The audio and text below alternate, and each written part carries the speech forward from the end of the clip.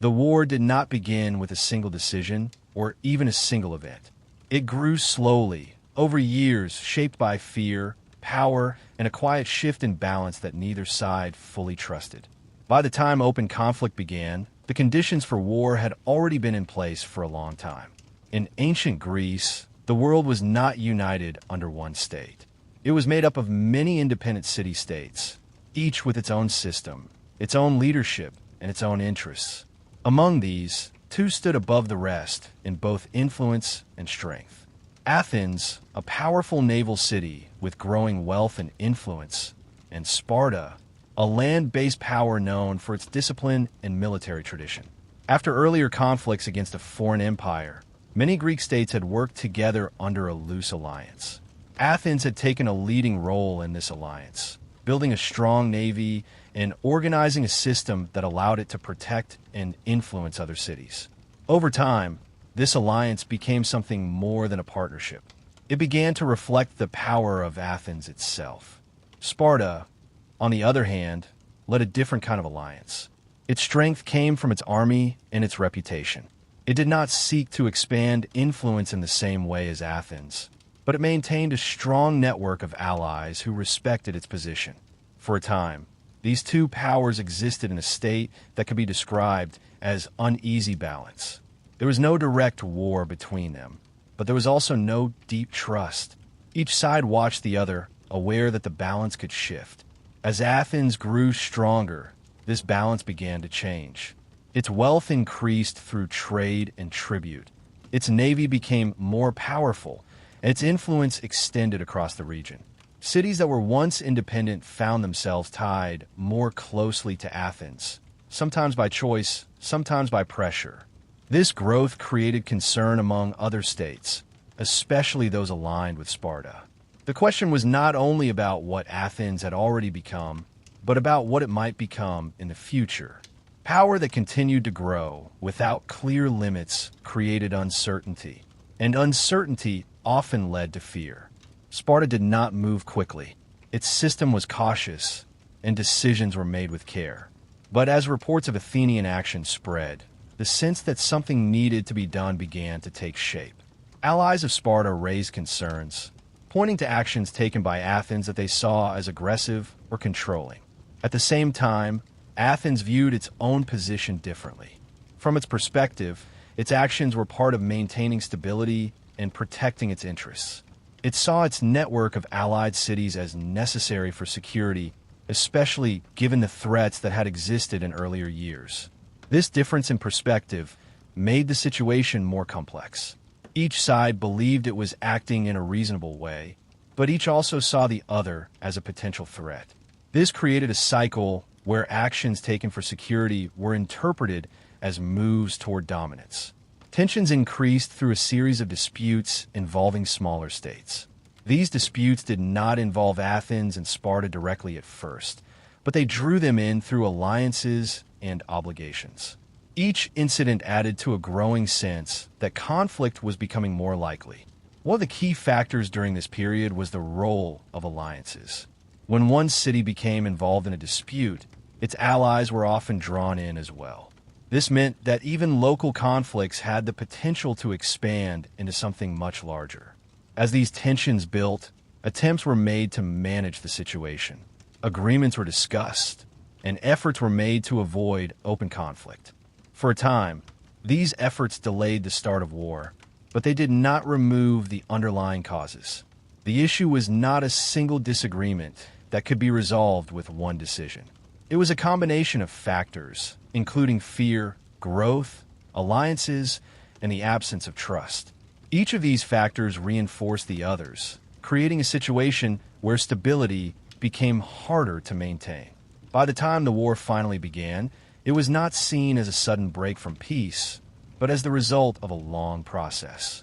The balance that had once held the Greek world together had shifted too far, and the system that depended on that balance could no longer hold. The Peloponnesian War would go on to become one of the most significant conflicts in ancient history. It would last for many years, involve many states, and reshape the Greek world in ways that would be felt long after the fighting ended. But at its beginning, It was not defined by battles or strategy. It was defined by a slow build of tension, where fear and power moved together until conflict became almost unavoidable. When open war finally began, it did not take the form of a single decisive clash. Instead, it unfolded through a pattern that reflected the strengths and limits of each side. Athens and Sparta approached the conflict in very different ways, shaped by their geography, their systems, and their understanding of how the war should be fought. Sparta was known for its strength on land. Its army was highly trained, disciplined, and respected across the Greek world. When war began, Sparta relied on this strength, leading forces into the territory of Athens and its allies. These invasions were direct and visible, moving through farmland and settlements with the aim of weakening Athenian resources. Athens, however, did not respond in the same way. Its strength was not based on land power, but on its navy and its ability to control the sea. Rather than meeting Sparta in open land battle, Athens followed a different plan. The population from surrounding areas moved inside the city walls, which were designed to protect them from attack. Supplies could still reach the city by sea, allowing Athens to avoid direct confrontation while maintaining its position. This strategy created a strange kind of war. On one side, Spartan forces entered Athenian territory, damaging land and resources. On the other side, Athens remained behind its walls, avoiding battle and relying on its naval strength to continue operating. Neither side could easily force a quick resolution. Life inside Athens changed under these conditions. The movement of people from rural areas into the city created crowded conditions. Spaces that were not meant for large populations became filled, and daily life became more difficult. While the walls provided safety from direct attack, they also created a different kind of pressure. During this time, Athens continued to use its navy to maintain control over sea routes and allied cities. It launched operations against coastal areas connected to Sparta and its allies, using its mobility to strike where it had advantage. This allowed Athens to remain active in the war, even while avoiding direct land conflict. However, the conditions inside the city began to take a serious turn when disease spread among the population. The crowded environment made it easier for illness to move quickly through the city. What followed was not a short event, but a period of suffering that affected large numbers of people. The impact of the disease went beyond health alone. It affected morale, leadership, and the ability of the city to function as it had before. Losses were not limited to ordinary citizens. Important figures were also affected, changing the direction of leadership during a critical time. While Athens dealt with these internal challenges, the war outside continued. Spartan forces maintained their pattern of invasion, while Athens continued its naval operations. The conflict became a test of endurance, with neither side able to achieve a clear advantage. Over time, both sides began to look for new ways to shift the balance. Smaller operations, alliances, and changes in strategy became more important. The war spread to different regions, as each side tried to gain advantage where it could. Allies played a key role during this phase. Cities connected to Athens or Sparta became involved in the conflict, sometimes by choice, sometimes by obligation. This expanded the scale of the war, turning it into a wider struggle across the Greek world. In some areas, conflicts between smaller states became part of the larger war. These local struggles added to the overall tension and made the conflict more complex. Each new development had the potential to influence the direction of the war as a whole. Athens continued to rely on its strengths, but the strain of the war began to show. Maintaining a large navy, supporting a crowded population, and dealing with ongoing challenges required constant effort. At the same time, Sparta and its allies remained committed, continuing their campaigns and looking for opportunities to weaken Athens. As the years passed, it became clear that this would not be a short conflict. The early phase of the war showed that both sides were capable of continuing the fight, even under difficult conditions. This realization shaped how the war would develop moving forward. The initial strategy of avoiding decisive battle had allowed Athens to survive, but it had not brought victory. The repeated invasions by Sparta had not forced Athens to surrender, but they had not ended the conflict either. The result was a prolonged struggle where time itself became a key factor. This phase of the war, often marked by its steady and repeated patterns, laid the foundation for what would come next. It showed the limits of each side's approach and set the stage for new strategies, new risks, and new decisions that would push the conflict in different directions. As both Athens and Sparta looked ahead, the question was no longer how to begin the war, but how to end it. And the answers they would choose would shape everything that followed. As the war moved beyond its early phase, it became clear that neither Athens nor Sparta could rely on their original strategies alone. The patterns that had defined the first years of the conflict were no longer enough to bring a decisive result. Both sides had tested each other's strengths, and both had learned that the war would not be decided quickly. This realization led to a gradual shift, where caution began to give way to more ambitious and risky decisions. For Athens, the pressure of a long war was becoming harder to manage. The strategy of staying behind the city walls and relying on naval power had allowed it to survive, but it had also created strain. Resources were constantly required to maintain the fleet, support the population, and manage allied territories. At the same time, the effects of earlier hardships had not fully disappeared. The city remained strong, but it was no longer untouched by the cost of the conflict. Sparta faced its own challenges. While its land forces were powerful, its repeated invasions had not forced Athens into submission. Each campaign required effort and coordination, and the results were limited. Over time, Sparta began to understand that defeating Athens would require more than strength on land. It would require a change in approach. This shift in thinking opened the way for new developments across the Greek world. The war began to spread into regions that had not been central in the early phase. Alliances shifted, smaller states became more deeply involved, and the conflict grew in both scale and complexity. One of the most important changes during this period was the increasing role of strategic planning beyond simple invasion and defense. Both sides began to look for opportunities to weaken the other through indirect means. This included influencing allies, controlling key locations, and disrupting supply lines. Athens continued to use its navy as a tool of influence. It moved forces across the sea, supported allies, and applied pressure in areas where Sparta had less control.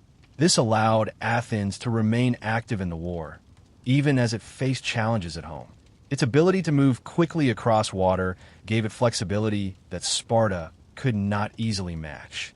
At the same time, internal debates within Athens became more important.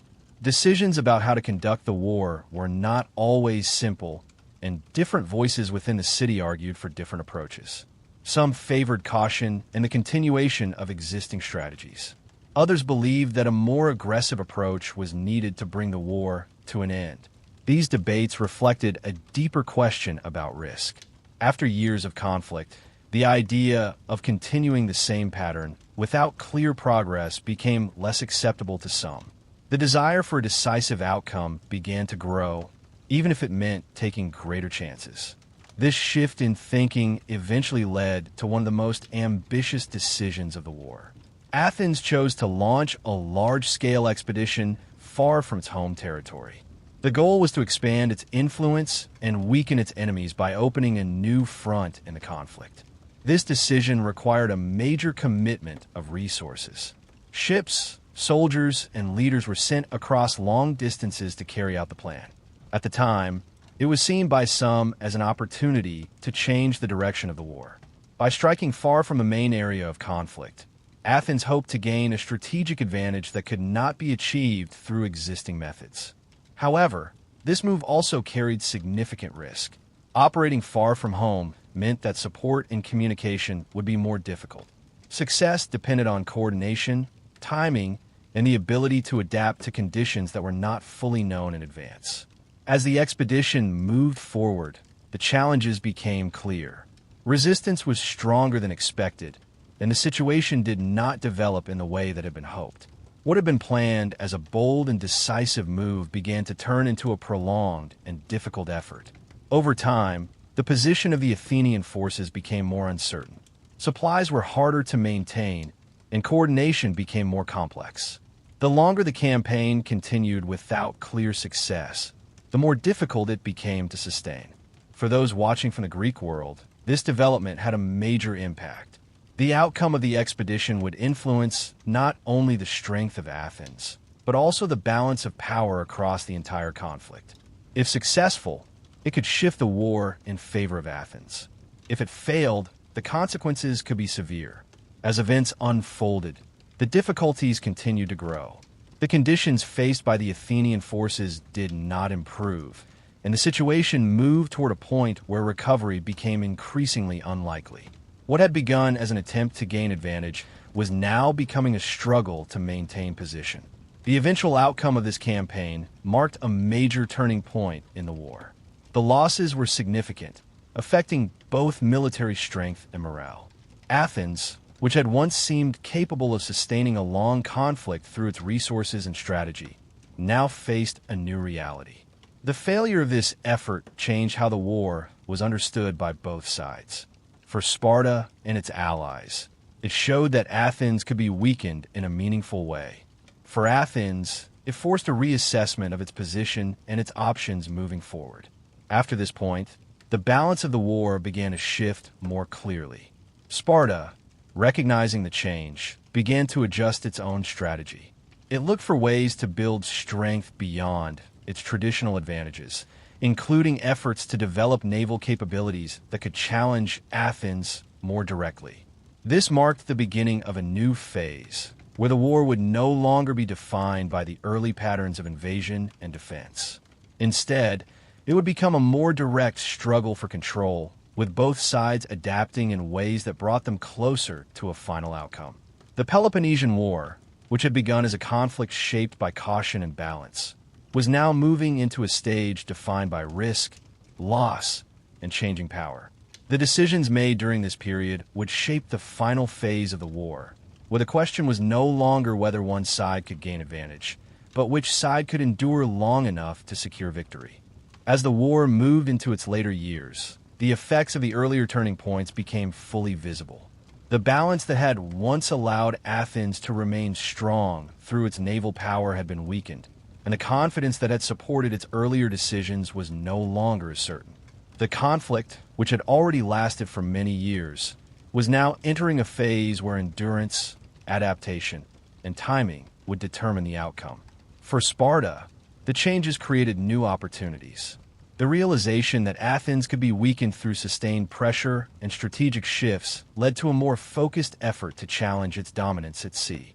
This was a significant development, as naval strength had long been the key advantage of Athens. By working to build and support a fleet, Sparta began to move into a position where it could compete more directly. This shift did not happen in isolation.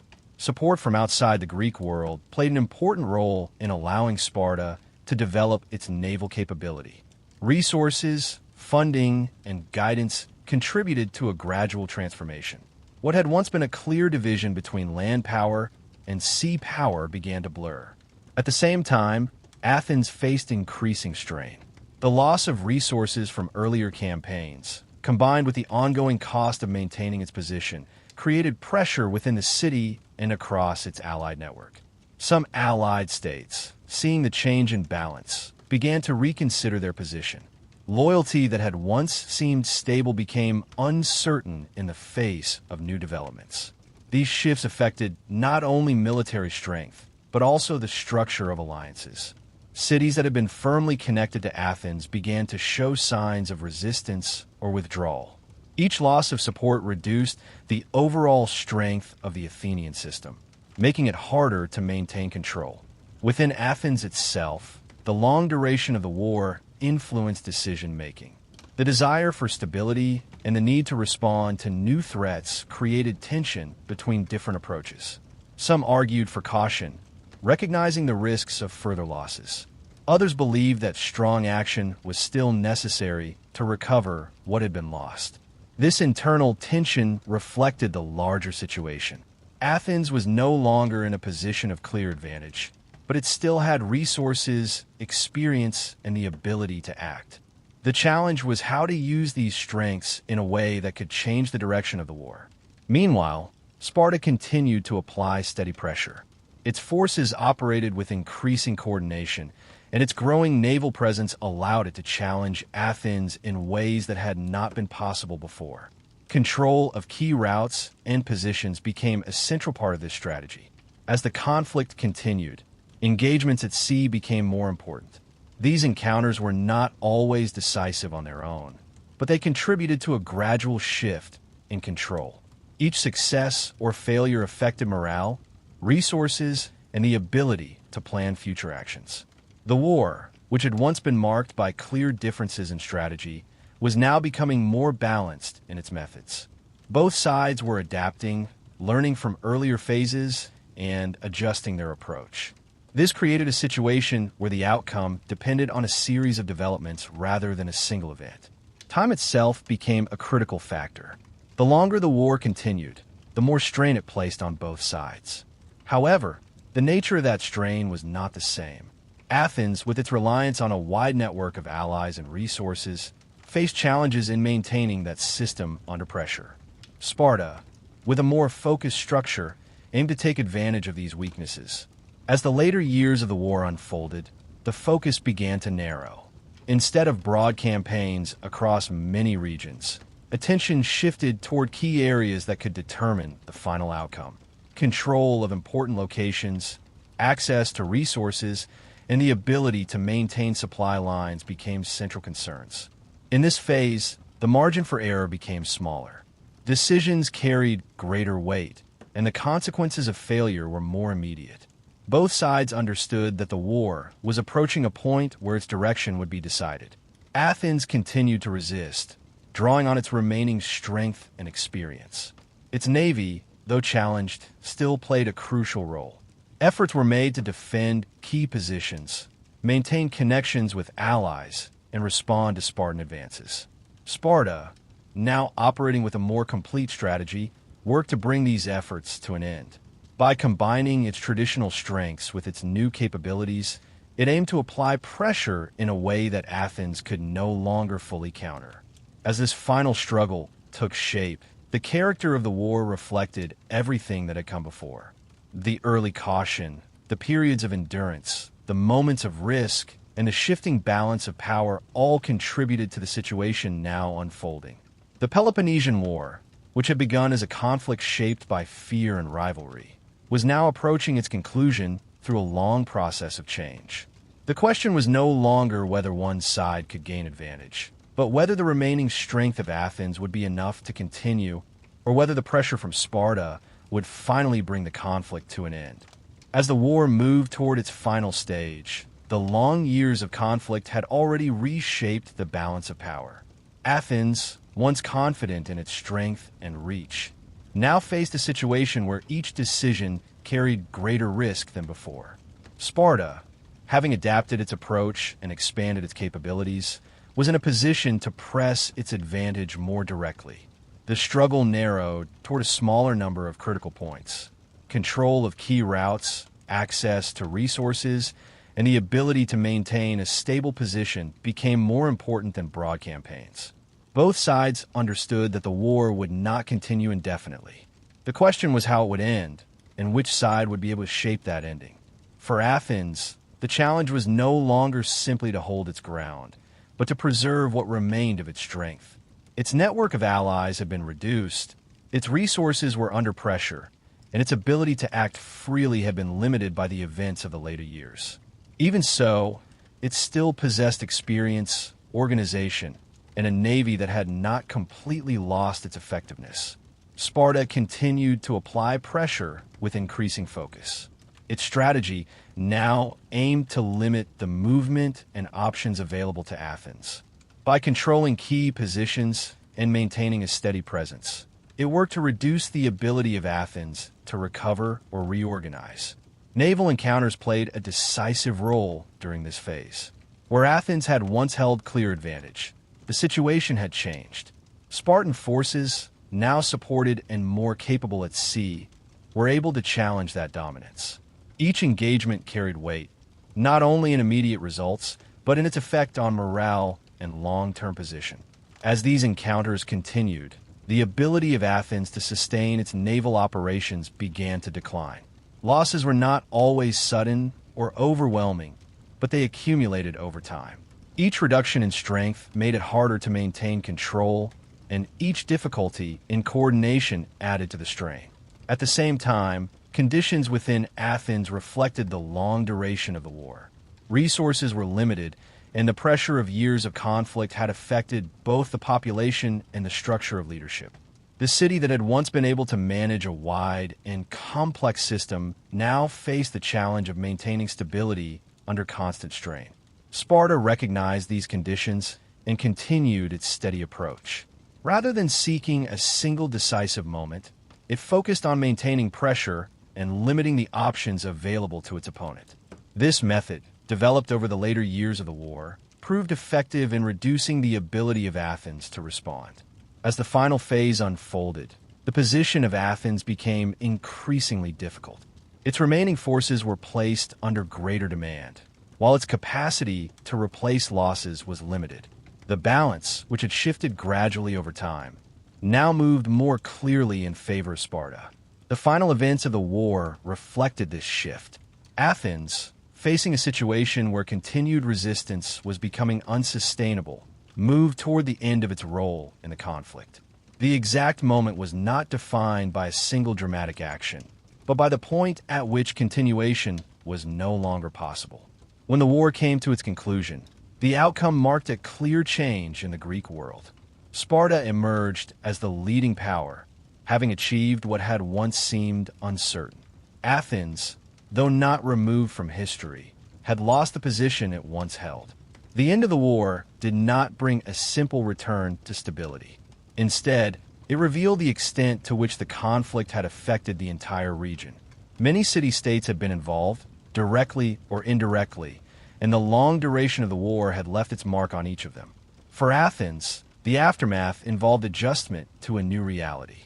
The structures that had supported its earlier strength were no longer the same, and the process of adapting to this change required time. The experience of the war remained part of its identity, influencing how it moved forward. For Sparta, victory brought its own challenges. Leading the Greek world required a different kind of effort than winning a war. Maintaining influence and managing relationships with other states proved to be complex tasks, shaped by the same factors that had contributed to the conflict. The Peloponnesian War stands as one of the most important conflicts of the ancient world, not only because of its scale and duration, but because of what it reveals about power and change. It shows how a balance between strong states can hold for a time, and how that balance can break when growth, fear, and uncertainty come together. It also shows the limits of strength. Athens, with its wealth, navy, and influence, was able to sustain a long conflict, but not without cost. Sparta, with its discipline and adaptation, was able to overcome those strengths, but not without facing its own challenges. The war did not resolve the deeper questions that had contributed to its beginning.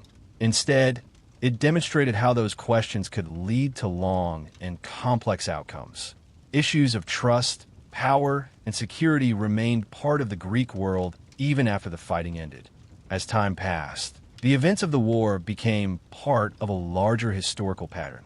They were studied, remembered, and used to understand how conflicts develop and how they shape the societies involved. The lessons drawn from the war would influence thought and discussion for generations. In the end, the story of the Peloponnesian War does not close with a simple victory or defeat. It closes with a changed world, where the structures that once defined power have been altered, and where the effects of long conflict continued to influence what came next.